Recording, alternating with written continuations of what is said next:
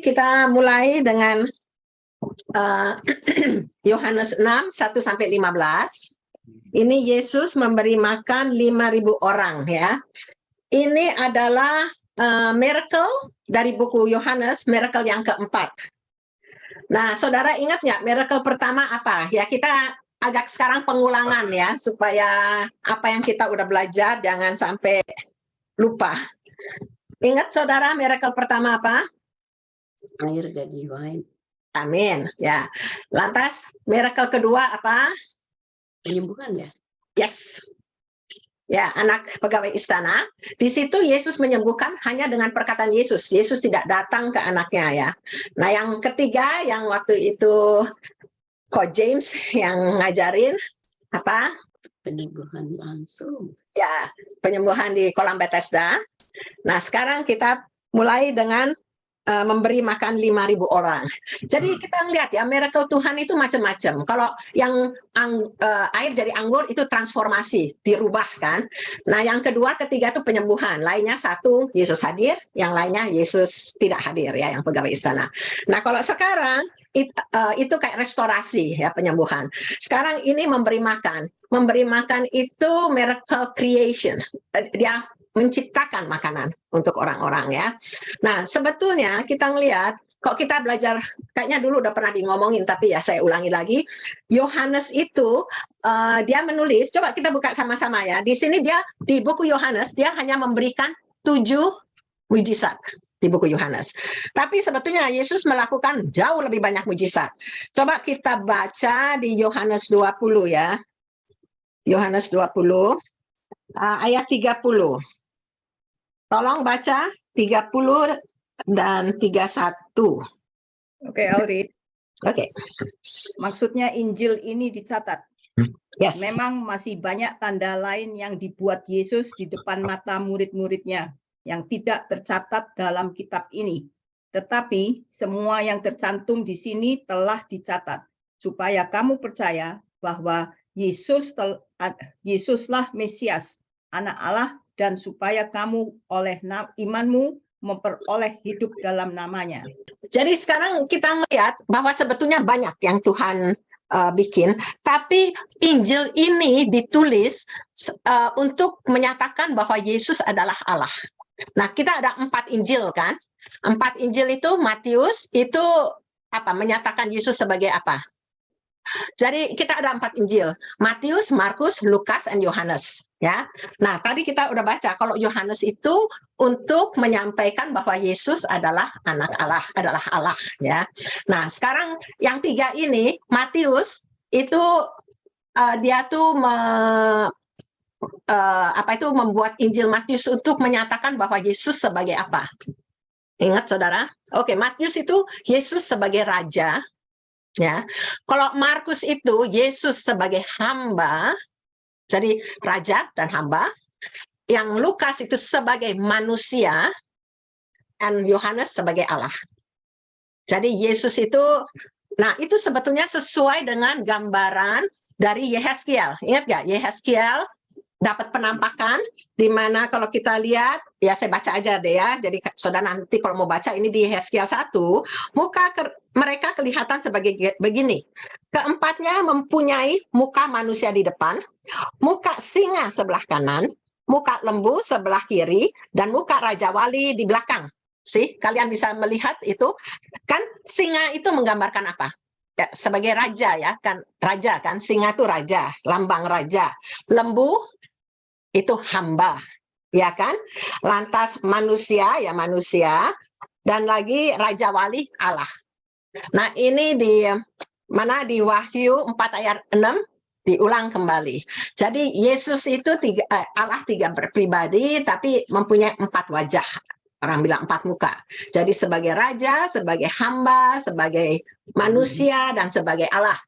Makanya kita lihat di Matius dan di Lukas ada silsilah Yesus. Sebab raja ada silsilah, manusia punya silsilah. Sekarang kan zamannya family tree ya, semua mengadakan silsilah. Tapi kalau hamba itu nggak pakai silsilah, dan Allah itu juga nggak ada silsilah. Jadi kalian bisa, kalau sudah membaca banyak ya firman Tuhan, kalian bisa melihat bahwa sebetulnya very amazing semuanya ini. Jadi dulu saya suka bingung kalau nyari raja-raja atau orang Majus datang itu di kitab mana ya? Sekarang saya kalau tentang raja-raja pasti di Matius sebab Yesus sebagai raja. Tahu nggak? Tapi kalau sekarang kayak siapa si Maria Gabriel datang itu siapa ya? Di buku mana ya? Itu cuma di Lukas. Sebabnya manusia, orang Yunani, dia juga nganggap perempuan. Tapi orang Yahudi kan chauvinis sekali. Makanya di Matius nggak terlalu ada cerita tentang Maria. Silsilahnya juga ke Yosef. Jadi kok di Lukas itu silsilahnya ke Maria. Jadi di situ kita ngelihat ya, dalam Injil ini ditulis itu semua ada maksudnya ya. Itu cuma pendahuluan. Sekarang kita lihat apa itu di sini mulai. Saya harap semua udah baca kan ya. Jadi kita bisa langsung maju ya. Ini di sini di ayat 2 dibilang banyak orang berbondong-bondong mengikuti dia karena mereka melihat apa? Mujizat. Ya. Jadi orang itu seringnya tertariknya sama mujizat-mujizat. Makanya kalau saya ingat dulu Mark Veckler, saudara ya mungkin nggak semuanya ingat sebab ada yang belum datang. Mark Veckler dia datang itu buat ngajarin kita bagaimana mendengar suara Tuhan. Tapi dia waktu datang itu dia bawa buku buat mendengar suara Tuhan dan juga membawa buku tentang kesehatan. Tapi yang laku nomor 1 yang mana bukunya? Kesehatan. Padahal kita tuh retreat buat mendengar suara Tuhan, tapi dia bawa buku itu, tapi itu jauh lebih laku dari. Jadi orang itu biar gimana seringnya fisik, mereka lebih mengutamakan fisik pada umumnya ya. Tapi oke, itu emang Tuhan bisa pakai kesehatan menarik orang jadi mau menerima ajaran Yesus ya. Dan sekarang yang saya tuh ini, saya belajar dari Pastor Liu dan yang waktu itu Kim. Apa yang stood out dari bacaan ini? I like that word. Saya waktu dengar si Kim bilang, seperti Pastor Liu bilang, apa yang stood out? Wow, itu benar-benar murid yang bagus itu. Yang stood out ya di saya, ini di ayat ke-5 ya. Saya baca deh ya. Ketika Yesus memandang sekelilingnya dan melihat bahwa orang banyak berbondong-bondong datang kepadanya, berkatalah ia kepada Filipus, di manakah kita akan membeli roti supaya mereka ini dapat makan? Ya, Yesus bertanya pada Filipus. Kalau menurut saudara, mengapa Yesus bertanya pada Filipus? Karena karena Filipus itu bisa melihat kebutuhan orang secara jasmani, di mana mereka berapa perlu uangnya, berapa banyak makanan yang perlu, and so on. Jadi more on it's not the spiritual but on the physical needs. Oke. Ada lagi pertanyaan, ada lagi jawaban lain? He is an God organizer, jadi dia tahu gituan. Ya, emang saya juga dengar bahwa kalau kayak si siapa itu, Judas is the treasurer and Philippus is the organizer. Jadi ya, ada lagi jawaban lain? Juga mau melihat imannya Filipus sampai di mana. Oh, that's the good one.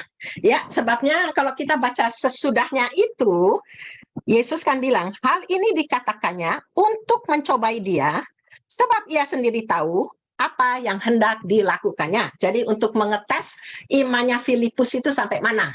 Ya, jadi kalau kita tuh mesti tahu, Tuhan itu kan maha tahu. Dia tuh nggak perlu nanya manusia untuk solving a problem. Ya kan? Kan coba kita baca sekarang Mazmur 139 1 sampai 6. Coba kita baca. Oke, saya baca. Amin. Untuk pemimpin biduan Mazmur Daud, Tuhan, Engkau menyelidiki dan mengenal aku. Engkau mengetahui kalau aku duduk atau berdiri. Engkau mengerti pikiranku dari jauh. Silakan yang lain. Engkau memeriksa aku kalau aku berjalan dan berbaring. Segala jalanku kau maklumi. Sebab sebelum lidahku mengeluarkan perkataan, sesungguhnya semuanya telah ku Engkau ketahui ya Tuhan. Dari belakang dan dari depan Engkau mengurung aku, dan Engkau menaruh tanganmu ke atasku. Terlalu ajaib bagiku pengetahuan itu, terlalu tinggi, tidak sanggup aku mencapainya. Oke, jadi di sini kita belajar bahwa Tuhan itu maha tahu. Ya kan? Omniscient kalau bahasa gayanya.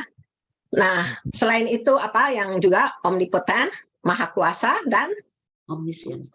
omniscient, omnipotent, omnipresent, ada di mana-mana. Jadi makanya Tuhan itu maha tahu. Sebetulnya kalau kita ingat juga cerita di Kejadian, waktu Adam dan Hawa makan buah, bertanya kan, di manakah engkau? Ya kan, ingat nggak? Ya. Nah, kalau menurut saudara, Tuhan tahu nggak di mana si Adam sebetulnya? Tahu. Ya, tapi dia bertanya kan.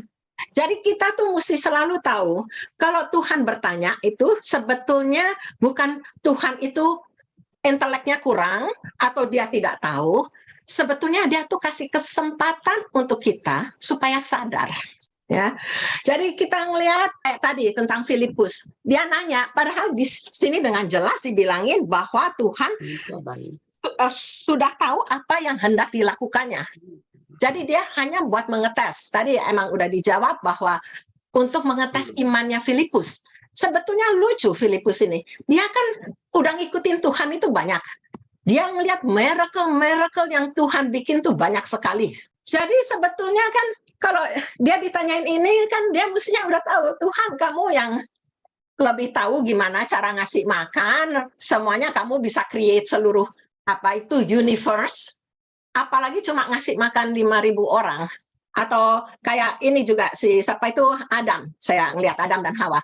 Waktu dia ditanya, di manakah engkau? Ingat gak saudara dia jawab apa? Dia akan bilang, aku takut, makanya aku sembunyi sebab aku telanjang. Kan jawabannya itu.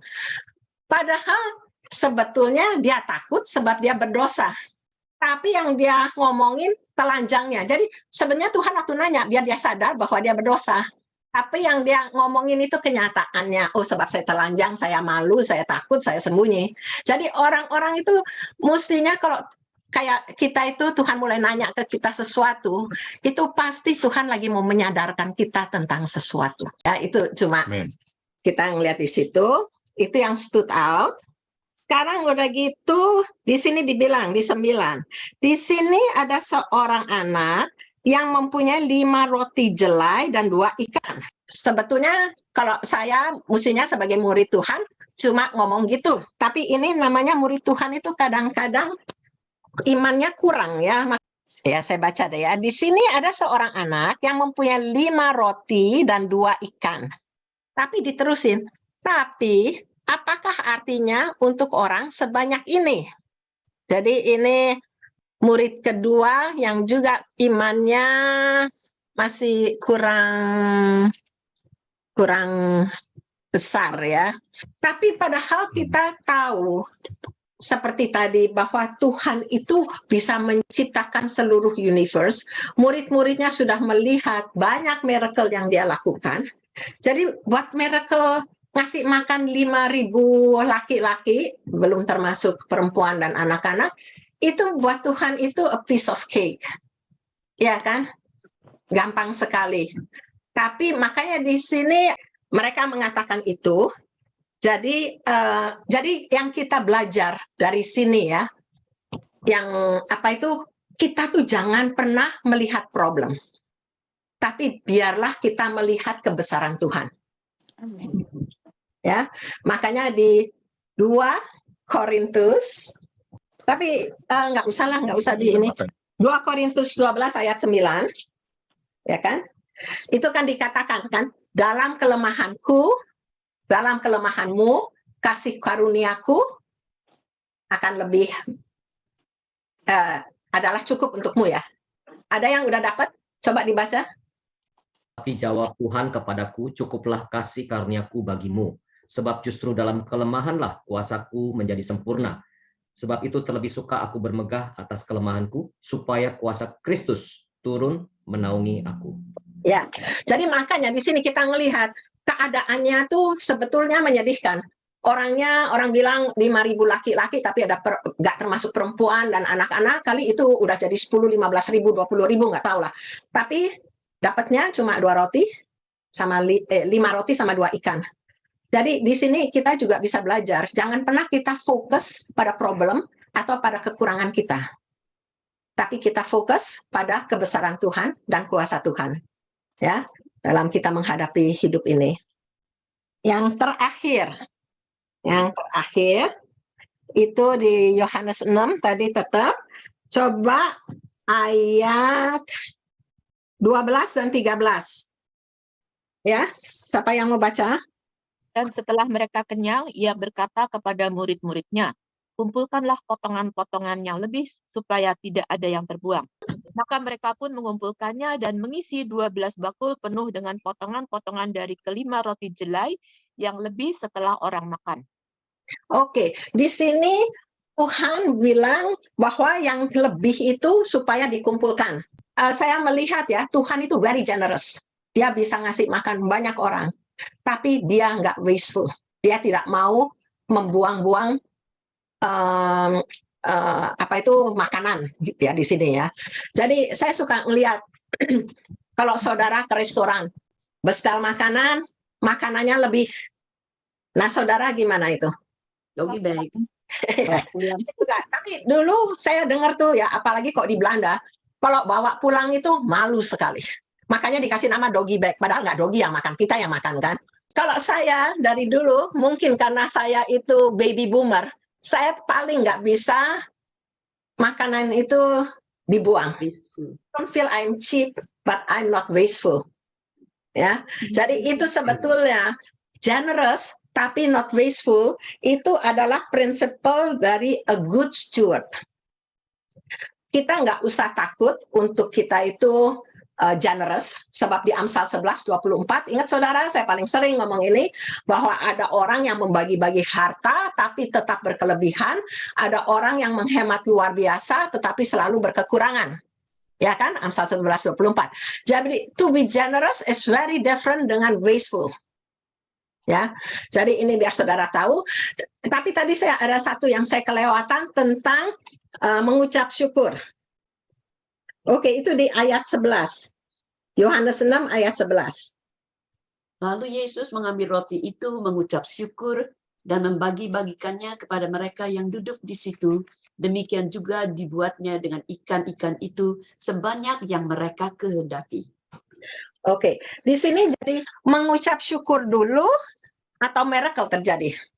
Mengucap syukur dulu. Ya, yang dulu saya pernah nanya, saudara-saudara itu mengucap syukur sebelum sembuh atau mengucap syukur kalau sudah sembuh? Mengucap syukur sebelum. Ya, jadi makanya kita tuh mesti tahu bahwa kita tuh yang Tuhan bilang, kita harus selalu hidup dalam bersyukur. Ya, pengucapan syukur. Sebabnya sebetulnya kayak makanya kesembuhan di 1 Petrus 2:24b, karena bilur-bilurnya engkau telah kan, bukan sembuh ya, telah sembuh kan. Lantas juga di Efesus 1:3 bahwa dia sudah mengaruniakan kepada kita segala berkat rohani ya, itu Efesus 1 ayat 3. Jadi Tuhan itu sudah memberikan, tinggal kita menerimanya. Nah, bagaimana kita bisa menerimanya? Yaitu dengan Iman. Ya, iman. Jadi iman itu seperti jembatan yang menghubungkan semua karunia-karunia Tuhan yang masih di alam roh ke dalam alam nyata. Ya. Jadi di situ saya melihat bahwa Yesus sendiri memberikan contoh bahwa sebelum event terjadi miracle sudah mengucap syukur dulu. Ya, udah segitu aja. Dari tadi yang pelajaran semua itu, ya, yang pertama itu apa? Bahwa kok Tuhan nanya, kita harus sadar, ya, bahwa supaya itu mau menginsafkan biasanya kesalahan-kesalahan kita, ya. Kan makanya kayak juga doa, kan ditulis di Matius 6 bahwa sebelum minta Tuhan udah tahu kita mau apa. Tapi Tuhan tetap mau kita berdoa. Sebab doa itu salah satu alat untuk build relationship kita dengan Tuhan. Build relationship itu selalu memerlukan komunikasi. komunikasi itu dialog, jadi dua arah ya itu. Nah sekarang yang kedua kita melihat jangan pernah kita fokus pada problem, tetapi biarlah kita fokus pada kebesaran Tuhan. Yang tadi saya bilang di 2 Korintus 12 ayat 9. Lantas yang ketiga, dalam segala hal kita harus selalu mengucap syukur, karena itulah yang dikehendaki Allah. Itu di 1 Tesalonika 5 ayat berapa ya? Ya pokoknya 19, 18 kira-kira situlah satu yang dibilang selalu berdoa dan mengucap syukur karena itulah yang dikehendaki Allah. Lantas sudah gitu, yang keempat, kita harus tahu to be a good steward, kita harus mengikuti seperti Tuhan, bahwa Tuhan adalah generous, tetapi dia bukan wasteful. Oke, jadi dari pelajaran ini yang saya ambil itu 4 yang paling penting. Oke, sekarang kalau semua tidak ada pertanyaan. Saya lagi mau bilang ini hasilnya dari yang saya dikotbahin ini. Begini, kalau saya sih gampang, memang saya tulis begini, hikmatnya, kalau kita itu sudah kenal Yesus, kita tahu bagaimana kita beriman dan berdoa kepada Tuhan Yesus. Daripada kita tuh berpikir-pikir secara duniawi, akan banyak kekacauan. Ini selalu versi saya ngomongnya sekitar situ terus. Maka itu waktu saya baca ini, memang saya juga cuma lihatnya tuh, benar ya, kenapa ini kekacauan banyak di antara kita, di pemerintahan, dan juga di dunia. Sebab mereka itu tidak memakai apa yang kita sudah diajarin sama Tuhan Yesus, kita praktekkan. Entras. Terang semua itu mesti ada. Kalau versi saya, selalu saya bilang itu sudahlah, jangan banyak ngomong. Gitu. Maksud saya bukan nggak boleh khotbah. Boleh. Tapi kalau saya bicara sama orang tuh banyak, karena sekeliling saya itu banyak sekali orang yang banyak ngomong. Jadi saya sendiri selalu kalau udah bilangin ke mereka, saya bilang sudahlah, jangan banyak ngomong begituan, tapi kalian kan sudah kenal Yesus. Ini kuncinya tadi. Jadi tadi ya kita ngomongin kan karena si Filipus itu sebenarnya kan discipleship, disciple-nya dari Tuhan, dari Tuhan Yesus. Kita kan juga, kenapa kita nggak bisa? Gitu. Udah gitu aja. Amin. Yang stood up buat saya, ikut-ikutan dong Inge. Iya dong, pastor kan. Bukan yang ikut pastor, ikut Inge. Ini yaitu anak kecil itu loh yang memberikan dua roti loaves and 2 fish. Ya, 5 loaf ya. 5 roti dan 2 ikan itu. Itu dan yang amazing juga itu ada 5.000 orang katanya di situ. Masa nggak ada yang punya makanan sih? Itu kalau kita orang ICC piknik atau apa itu semua, apalagi kita jalan-jalan dulu itu. Kalau di bus gitu ya, setengah jam aja di bus itu kedengeran kresak semua orang pada buka punya snack ya. Dan snack itu juga dibagi-bagiin, dia nggak makan sendiri, orang sekitarnya dapat gitu. Dekat Jun itu selalu bawa, selalu kebagian. Nah, itu amazing gitu ya, bahwa masa nggak ada orang satupun juga yang bawa. Cuma ini anak kecil ini punya 5 roti dengan 2 ikan, dan ini anak adalah anak yang miskin karena dia bawa itu roti jelai itu barley bread, itu orang miskin yang makan itu. Dan dia itu bisa bilang itu kan Andreas ya yang nyari. Andreas itu tahu itu that is not possible ngasih orang makan, tapi dia berusaha. Nah, kita juga belajar di sini, biarpun sesuatu hal itu impossible, kita mengharapkan Tuhan melakukan sesuatu, but we have to do something too gitu loh. Jangan cuma diam-diam aja gitu. Dan dia dapetin itu, dan yang buat saya amazing tuh anak itu. Kok maunya gitu loh. Bilang, oke nih saya punya, dan dia kasih gitu. That is the only food yang dia punya mungkin. Dia nggak makan. Kalau dia kasih itu ya dia nggak makan. Kok dia mau gitu kasih? Karena dilihat juga that is not possible. Itu roti 5 roti dengan 2 ikan itu tidak ada artinya untuk 5.000 orang itu kan. Tidak ada artinya sama sekali. Itu ikan hilang aja dimakan satu orang pun nggak kenyang gitu. Tapi dia mau kasih, dan akibatnya itu dengan hal yang kecil yang dia berikan untuk Tuhan itu hasilnya itu banyak sekali. Jadi buat saya tuh pelajaran bahwa berikan apa yang kita punya gitu. Biarpun itu sedikit, diberikan dengan rela hati untuk pekerjaan Tuhan, itu akan memberikan buah yang akan Tuhan melipat gandakan gitu ceritanya. Jadi buat saya tuh amazed di sini salah satu yang stood out untuk saya yaitu anak kecil itu.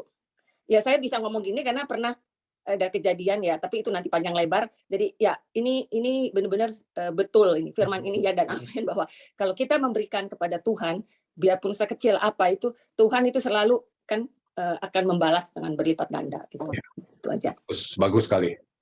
Itu Very saya good. juga mau ngomong dikit itu ya. Tuhan itu luar biasa juga. Dia menggandakan berlebihan itu hanya rotinya, karena dia tahu kalau sisanya itu ikan bakal rusak kan. Kalau roti kan nggak rusak, besoknya bisa dimakan. Jadi yang berlebih kan nggak ikannya, sama sekali nggak ada kelebihan ikan, tapi hanya rotinya begitu. Wow. Xu Yang, zaman dulu nggak ada snack-snack kacang-kacang kayak gitu kan. Ingat, saya mau tanya ya. Lain dulu, lain sekarang. Okay, I know Tuhan Yesus is manusia and God, right? He has two character. But selama dia di bumi itu, what is he? Menurut saya, Dua-duanya. ya, emang dua-duanya. Jadi Ya nggak tahu, I know. But selama I don't know di mana ayatnya yang menyatakan bahwa dia, soalnya selama ini kan itu di Perjanjian Baru kan selalu dibilang nabi kan. He is, Orang-orang Israel melihat dia itu sebagai nabi karena dia membuat banyak mujizat seperti tadi makanan. Karena waktu mana turun di padang pasir kan ada Musa. Jadi mereka melihatnya itu sebagai nabi yang membuat miracle. Tapi sebenarnya dia itu anak Allah, itu yang mereka belum mengerti. He is anak Allah, tapi selama 33 tahun itu ada yang bilang lah, it's a pastor yang bilang juga bahwa dia selama 33 tahun itu he was sebagai manusia gitu loh. Jadi, manusia 100% manusia, 100% Allah. Manusia nggak bisa bikin miracle yang seperti menghidupkan orang dong. Nah, karenanya bagian waktu dia menghidupkan orang, dia adalah Allah. Waktu dia membuat yang air menjadi anggur, itu dia juga Allah. Kalau ayat yang eksplisit yang harus seperti itu, ayat yang eksplisit ya Cik Medi, nggak ada. Tapi kalau ayat-ayat yang mendukung bahwa dia itu juga anak Allah, ada beberapa, bahkan ada banyak. Misalnya, dia mengampuni orang. Ya. Itu kan hanya Tuhan yang bisa melakukan itu. Selain juga yang miracle-miracle yang Cik Siu Hong tadi bilang sama Cik Siska. Ya kan? Terus title-nya Son of Man. Itu kita harus tilik terutama dari kitab Daniel. Kalau orang terjemahin, wah anak manusia, kesannya itu cuma biasa. Malahan orang Islam memakai istilah itu untuk melawan kita. Karena kan, anak manusia tuh kan, anak manusia bukan anak Tuhan, tapi itu sebenarnya historinya panjang lebar. Itu sebenarnya anak manusia itu malah justru title-nya mesianik gitu loh, ya kan? Nah, tapi kalau eksplisit harus seperti salah satu yang dipakai orang Islam kan, Tuhan Yesus nggak pernah bilang bahwa dia adalah anak Allah. Nah, ayat yang eksplisit Tuhan ngomong saya adalah anak Allah memang nggak ada gitu loh. tapi kan harus dilihat dari ayat-ayat yang lain yang mendukung gitu loh istilahnya. Tuhan karena memang Tuhan Yesus memang selalu memanggil dirinya tuh anak manusia gitu loh. Ya kan? Ya, tapi anak manusia dan anak Allah ya. yang dari heaven misalnya waktu dia dibaptis, inilah anakku yang kukasih. Kalau orang yang lain yang ngomong kan banyak gitu loh. Tapi kalau memang yang dicari harus eksplisit begitu, ya memang nggak ada gitu loh. Ngerti maksud saya Cik Media? Yeah. Kalau eksplisit harus begitu, maksud saya itu nggak ada gitu. Tapi kalau yang mendukung ke arah situ ya banyak gitu. Maksud saya gitu. Oke, sebetulnya kalau bilang ya bahwa Yesus tidak pernah mengatakan dirinya anak Allah, itu juga agak kurang tepat kalau saya bilang. Sebabnya kalau kita melihat ya, di Yohanes 10 ayat 30. Yohanes 10 ayat 30. Itu Yesus mengatakan aku dan Bapa adalah satu. Ya. Nah, sekarang kalau kita melihat di Yohanes 8 ayat 58, Yesus mengatakan aku berkata kepadamu, sesungguhnya sebelum Abraham jadi, aku telah ada. Emang kok di Indonesia suaranya kurang mantep ya. Tapi kok dari Inggris dikatakan before Abraham was, I am. I am itu adalah nama Allah. Ya, kan waktu Musa nanya, nanti kalau orang nanya saya dikirim sama siapa? Tuhan bilang, katakanlah nama saya I am. Ya kan? Jadi ini di sini kalau Tuhan itu, kalau kita lagi mau belajar Inggris, ya Tina paling pintar Inggris. Kan kalau before Abraham was, kan berarti mesti pakai past tense. Tapi Tuhan nggak pakai past tense. Tuhan bilang I am. Ya, lantas juga waktu Petrus bilang engkau adalah anak Allah apa-apa di Matius 16, kan Yesus bilang itu perkataan benar, itu dari Bapa. Jadi emang kalau menurut saya sih Tuhan itu sangat mendukung bahwa dia adalah anak Allah. Nah sekarang kalau pertanyaan tadi kamu tentang ngomong orang Yahudi sering manggil dia nabi, karena kalau kita lihat di Ulangan 18, Ulangan 18 ayat 18. Jadi kalian mesti selalu ingat, gampang kan? Ulangan 18 ayat 18. Di sini Musa mengatakan seorang nabi akan kubang. Jadi oke, saya dari 17 ya. Lalu berkatalah Tuhan kepadaku, apa yang dikatakan mereka itu baik. Seorang nabi akan kubangkitkan bagi mereka dari antara saudara mereka seperti engkau ini. Emang dulu kan orang berasa Moses yang nabi. Tapi ini Tuhan menjanjikan seorang nabi akan kubangkitkan. Aku akan menaruh firmanku dalam mulutnya dan ia akan mengatakan kepada mereka segala yang kuperintahkan kepadanya. Jadi makanya mereka sering panggil nabi.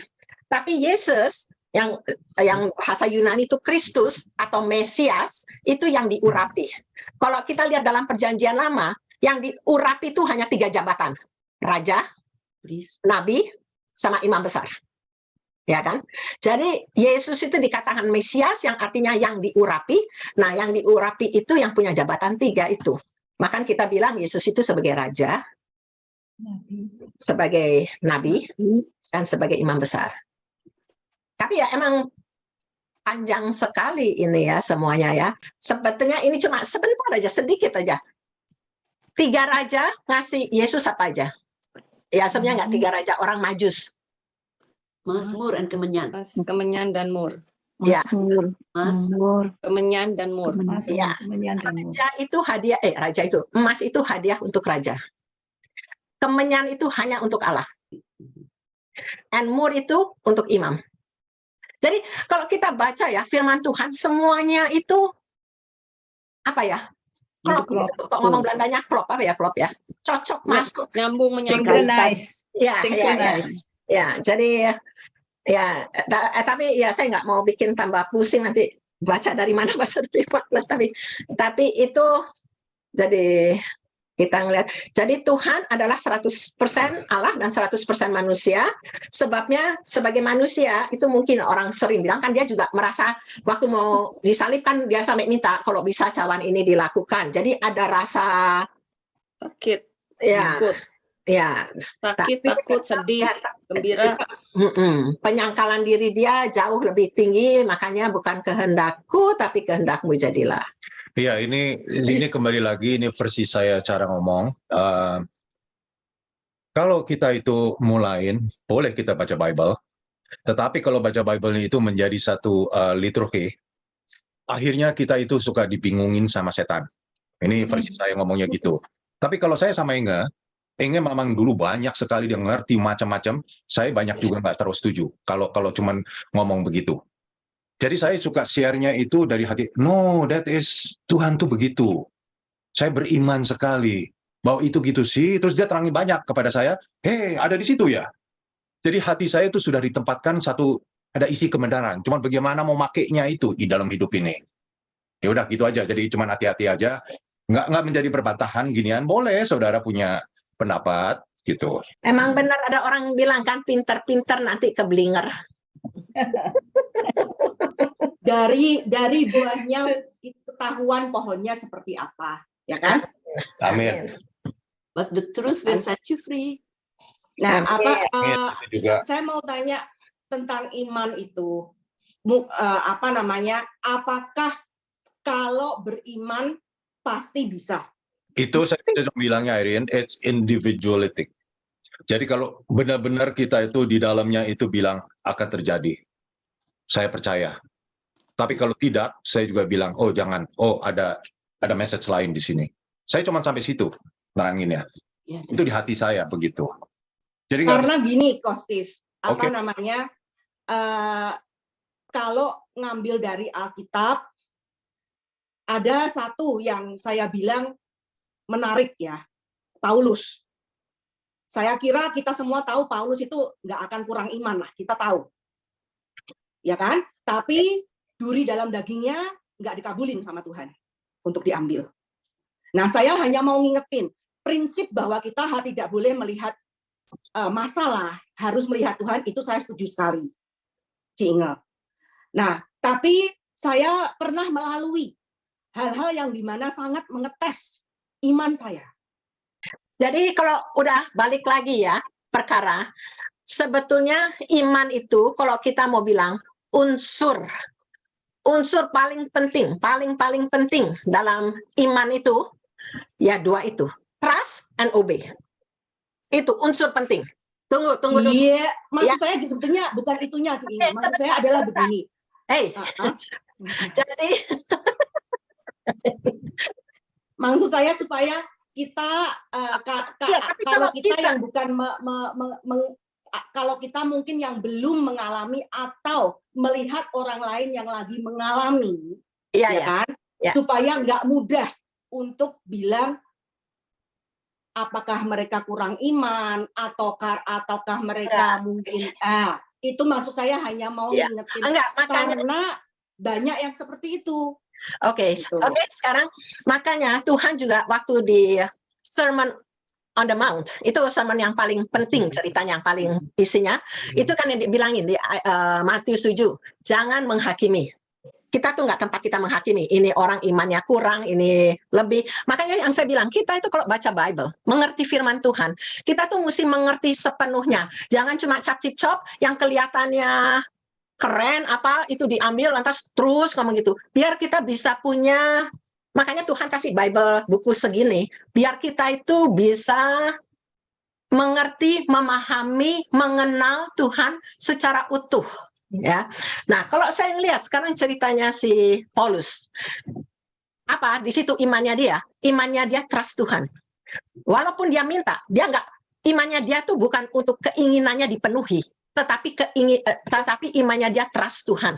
Jadi waktu dia minta sama Tuhan, tapi Tuhan nggak kasih, itu kelihatan dia punya fellowship dengan Tuhan begitu indah, begitu kuat, begitu dalam, sampai dia mendapatkan 2 Korintus 12 ayat 9, bahwa dalam kelemahanmu, kuasaku, tadi dibaca. Jadi makanya yang nomor 1, iman itu trust. Jadi apa yang Tuhan berikan, kita terang boleh minta, kita beriman atas firman-Nya Tuhan, emang yang bahwa oleh bilur-bilurnya kita telah sembuh, tapi kita tetap trust Tuhan pada personalnya Tuhan. Sebab Tuhan tuh juga mempunyai rencana pada masing-masing manusia itu nggak sama. Jadi panggilan dia kepada kamu dan panggilan dia kepada saya nggak persis sama. Oke, amin. Kalau yang itu saya setuju. Oke.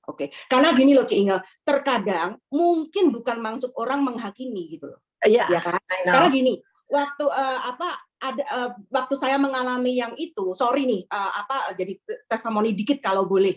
Karena ini ada banyak kejadian yang dialami banyak orang Kristen gitu loh, di mana teman-teman saya yang mengatakan saya misalnya ada dosa atau kurang iman, tujuan mereka baik. Saya percaya mereka nggak bermaksud untuk menghakimi, ya kan? Tujuan mereka baik karena, kok sampai bertubi-tubi begini Airin, ya kan? Di mana saya kesakitan terus si Warren kena PHK. Tapi pada akhirnya saya belajar bukan karena itu, bukan berarti saya nggak pernah melakukan dosa atau apa, bukan karena itu gitu loh. Dan itu struggle-nya sangat amat berat gitu loh. Ya kan? Tapi ya itu makanya saya bilang in the end justru karena saya merasa apa sih maksudnya bukan karena saya bukan melihat dari imannya, justru kalau yang tadi yang dibaca itu dari kelemahan biarlah Tuhan itu dipermuliakan. Saat saya nggak bisa apa-apa dan memang menyerah, yaitu bagi saya run to God, not run away from God. Nah, saat saya memang menyerah itulah saya justru mengucap syukur. Saya tahu saya bisa sampai sekarang ini karena Tuhan. Dan di situ saya nggak nuntut. Amin. Jadi kalau saya lihat orang lain yang mungkin apapun lah alasannya, yang mungkin kalau Airin yang dulu kayak gitu aja kamu mengeluh, kayak gitu aja kamu nggak bisa kurang iman atau apalah, mungkin nggak kurang iman, mungkin bahkan itu nggak terucap dari mulut saya. Tapi saya belajar setelah saya mengalami yang susahnya seperti itu, di mana nggak ada hope, di mana benar-benar confused, di mana benar-benar rasanya tuh benar-benar in the bottom pit. Tapi saya mengucap syukurnya saya nggak lari dari Tuhan itulah. saya gumulkan dari Tuhan. Oke. Nah, Kalau itulah, saya tanya, gitu. ini saya cuma tanya pertanyaan, trust Iya. and obey untuk Irene, apakah kamu bisa bilang sekarang ini yes dan amin? Apa? Trust dan obey. Yes and amin, tapi tidak. Obey-nya obey apa? Makanya obey-nya obey apa? Itu dia Kalau yang trust saya ya maksud. harus ya. Saya mau bilang itu. Trust and obey, it is the ultimate kata yang kita belajar bahwa itu membuat kita lebih dalam, lebih maju, tidak ada alasan lain. Oke, itu maka itu saya tadi bilang individualistik. Itu saya begitu. Tetapi saya juga nggak mau seperti kamu juga nggak mau seperti saya. Tapi kamu betulin kamu sendiri, saya betulin saya sendiri. Maksud positif itu. Obey, ya. Ya, sekarang saya cuma mau tambahin dikit. Makanya kan dibilang waktu itu Paulus, jadi dia akan cerita itu sesudah dia cerita bahwa dia bawa ke surga ke-7, ya kan? Nah, orang kalau udah dibawa ke surga ke-7, ketiga, langit ketiga. Sorry, ya. Kelebihan. Kebablasan. Orang punya tendensi buat jadi sombong. Jadi Tuhan itu kelihatannya, tapi emang ada orang bilang Tuhan nggak pernah mencobai. Tapi kalau saya bilang itu pengujian, itu emang cuma permainan kata-kata kadang-kadang. Tapi saya melihat dengan keadaan itu, makanya Paulus bisa humble, bisa bersandar pada Tuhan. Yang kamu bilang, jadi kamu malah lari ke Tuhan. Sebab di mata Tuhan, kesombongan itu adalah permulaan dari kehancuran. Ya, jadi Tuhan itu masih sayang, makanya waktu saya pribadi ya, cuma sebenarnya kan saya bilang, waktu saya dulu kena cancer yang dibilang high grade, sampai dokternya aja yang kebingungan waktu ngasih tahu, kan saya pegang 3, saya tahu saya lebih dari pemenang. Ya, itu janji Tuhan. Tapi saya juga tahu bahwa Tuhan ikut bekerja. Jadi ada alasan itu untuk jadi kita bisa jadi maju gitu. Dan ketiga, makanya saya juga trust Tuhan. Anyway, ini semuanya kalau sampai saya dipanggil, itu juga kematian adalah keuntungan. Jadi saya dalam semua hal itu saya nomor 1 trust pada Tuhan. Itu yang saya lagi mau bilang. Trust Tuhan itu yang paling penting. Trust bahwa Dia mengasihi saya, dan apa yang Dia berikan kepada saya, biar secara manusia kelihatannya nggak bagus, tapi semuanya adalah untuk kebaikan saya. Udah, amin, segitu. Amin. Jadi menjawab, kalau nggak menjawab kita telepon anak aja, Irene. Oh enggak, menjawab. Saya cuma ingin ngingetin aja sih, Inga. Necessary itu buat ya, amin. Karena ya itu dia, karena banyak orang yang tanpa sadar kan gitu. Dan makanya saya bilang ada orang yang mungkin kuat, yang dialami oleh saya ini kan bahkan orang non Kristen pun mengalami gitu loh. Iya. Dan banyak orang yang kuat gitu loh, tabah gitu. Tapi jadi bukan masalahnya, atau bahkan mungkin bukan prosesnya, tapi endingnya saya bilang. Amin. Ya kan? Orang yang dengan kekuatan sendiri mungkin kuat, tapi itu dia akan nuntut, itu bedanya yang saya belajar. Karena aku bisa, kamu harus bisa. Dan bahkan pakai ayat, bahkan pakai firman, itu yang saya perbandingkan, sedih saya. Nah, tapi karena saya ngalami, saya nggak bisa, akhirnya gagal gitu loh. Akhirnya gagal itu sudah terbukti gitu loh. Yang bisa tuh Tuhan. Saya justru mengucap syukur kegagalan saya, karena dengan kegagalan itu saya jadi merciful sama orang yang gagal. Saya jadi bisa berdoa nggak di sini, tapi di sini. Ya, benar. Itu yang saya ngucap syukur itu. Ya, makanya kan semua untuk kebaikan. Ya, amin. Makanya saya bilang sekarang ada dari pendapat lain.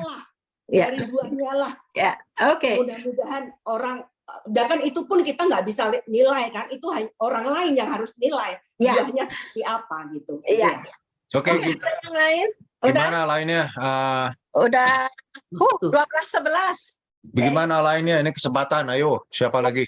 Kalau saya berdoa, saya mohon kepada Tuhan, tapi Tuhan seperti doanya Yesus aja, bukan kehendakku melainkan kehendak-Mu, karena kehendak-Mu adalah selalu baik adanya, gitu aja. Amin. Amin. Bagus, benar. Itu humbleness. Oke. Ya, itu kelihatan imannya sudah agak mature, atau sudah mature, nggak pakai agak. Oke. Udah? Kembali ke pertanyaannya Medi tadi, Tuhan Yesus itu adalah jadi waktu Tuhan Yesus sebagai manusia, itu dia 100% manusia.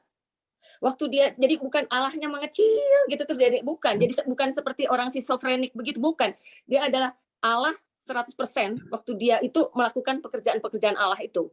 Dia 100% manusia waktu dia melakukan sebagai manusia gitu. Jadi waktu dia disalib itu sebagai manusia gitu. Atau Jadi, waktu dia dicobai. Makanya kan ya, Ibrani 13, walaupun dicobai sebagai manusia, ya, bukan dengan kekuatan Allah, tapi dia bisa tetap mengatasinya. No, yeah, thank you for all itu answers. Memang benar, like dia 100% manusia, 100% Allah, God. Kadang-kadang orang Cuman bingung kan. ya, memang ada Apakah yang bilang selama gimana 33 tahun itu loh. Soalnya itu memang zaman sekarang kan juga banyak juga kesembuhan-kesembuhan terjadi. Kayak di island apa, like orang mati bisa hidup apa gitu itu, it's jadi itu he did mujizat itu. It's still like I know like he can do it. He is powerful and he's faithful and so on. But yaitu like selama 33 tahun itu dia di dunia itu sebagai manusia. I know he is fully God, right? Cuman pelayanannya itu selama 33 tahun itu spesifik. Tapi oke, Medi, saya cuma mau ngomong sebentar. Kita itu bisa menyembuhkan orang itu karena apa? Power of God, ya. Ya, jadi kita hanya sebagai saluran. Jadi sekarang makanya Yesus waktu itu nggak Allah, kita ya manusia, tapi karena power of God bisa melakukan, kan? Jadi sebenarnya semua dari Tuhan, tapi juga emang setan juga bisa punya kuasa, tapi di bawah Tuhan yang sebagai malaikat terang. Tapi ya. Mau tanya Leandranya mungkin tapi di mute itu. Ya, dengar. itu sudah dapat. Nah, tuh, Baru yuk. sekarang. Oke. Ya, saya cuma mau appreciate buat Engel dan Steve katakan. Terutama Engel, ini luar biasa. Dia selalu bagus dan di backup dengan Injil dan juga pengalaman luar biasa. Nah, saya senangnya tuh hari ini saya dapat yang menguatkan saya. Dulu tuh saya ini gini, Tuhan tuh tanya Petrus, apakah engkau mengasihi aku? Dia kan sudah tahu Petrus tuh mengasihi. Mengapa sampai 3 kali sampai Petrus tuh menangis? Itu kenapa? Supaya Petrus itu benar-benar sadar untuk mengasihi Tuhan tuh dan melakukan apa yang tugas yang Tuhan mau berikan, tugas yang besar, yaitu menggembalakan domba-dombaku. Dan dia setelah kepenuhan Roh Kudus, dia berani sekali untuk memberitakan. Sebetulnya dia kan takut waktu Tuhan Yesus ditangkap, dia lari, semua lari. Tapi waktu kepenuhan Roh Kudus, dia berani dan juga dianiaya, dipenjara, diapakan sampai mati disalib. Disalib pun dia tidak mau seperti Yesus, dia mau dicungkirkan. Itulah yang Tuhan mau, itu ialah iman kita itu dan melayani dia dengan 100% dengan kuasa Allah. Meskipun kita menderita, diolok-olok, oh kamu tuh gitu, kok fanatik apa gitu. Tidak, kita beriman pada Tuhan itu 100%. Nah, ya itu. Terima kasih, Engel. Luar Thank biasa. you. Oh, itu musyawarahnya kayak gitu ya. Oke, thank you. Oke. Tanya dulu, boleh nggak saya ngomong? Nanti saya salah. Musyawarahnya bukan itu. Thank you, very nice, very good. Oke. Jadi saya itu juga kasihan dulu, kenapa sih Tuhan sampai Petrus nangis loh, ditanyain 3 kali, dia tidak tahu. Tugasnya yang dipikul oleh Petrus besar. Ya, harus benar-benar 100%. Terima kasih semua yang sudah komentarin, juga yang cuma denger tapi belum komentar. Oke, sekarang mungkin kita bisa pindah acara. Ya, tutup. Thank you. Oke, saya pamit ya. Sorry mau masak dulu. Thank you semuanya. Saya permisi juga ya. Thank you. Berkati. Saya Ya, juga thank mau. you. Thank you, Pak Julio. Thank you, Hans. Tianhua. Mari kita tutup dengan doa. Amin. Bapak Surgawi, Engkau telah melihat anak-anak-Mu. Betapa masing-masing anakmu itu menilai Engkau, menghargai Engkau, mengasihi Engkau. Hari ini Tuhan, nama-Mu dimuliakan dan kerajaan-Mu dinaikkan. Karena kerinduan daripada anak-anak-Mu itu sudah nyata. Bahwa pengertian untuk mengetahui dan mengenal Engkau secara pribadi sangat penting untuk kehidupan kami dan untuk kekerajaan-Mu. Ya Bapak, kami mengucap syukur akan hadirat-Mu yang turun dan telah membakar hati kami untuk lebih rajin lagi menggali segala misteri yang ada mengenai Engkau. Kenyataan yang harus kami lihat di dalam diri-Mu. Gairahkan kami Tuhan, supaya kami dapat menjadi anak-anak-Mu yang sungguh baku dan mengetahui dan intimate dengan Engkau, bahwa di dalam segala hal Engkau adalah segala-galanya. Amin. Bapak, sungguh mulia Engkau adanya, sungguh suci, sungguh mengasihi, dan kami adalah anak-anak-Mu yang sangat berbahagia Bapak, karena Engkau ada di pihak kami. Engkau akan menilai kami sesuai dengan apa yang kami bawa kepadamu sebagai persembahan kami. Ibadah yang hidup, ibadah yang berkembang. Tolong kami Tuhan, untuk terus dapat melakukan amanat yang Kau berikan kepada kami, untuk mengasihi satu dengan yang lainnya, untuk saling mengampuni, untuk saling menyanggah, dan biarlah dalam apa yang kami lakukan, kami dapat memuliakan nama-Mu. Terima kasih Tuhan, akan waktu indah ini, pimpinlah kami selanjutnya, dalam segala aktivitas kami, untuk hari ini dan selanjutnya. Dalam nama Kristus Yesus, kami mengucap syukur, kami memuliakan Engkau, dan kami mohon akan kenyataan dalam kehidupan kami boleh terjadi di dalam kerajaan-Mu Tuhan. Amin. Thank you. Thank you, Tina. Thank you. Thank you.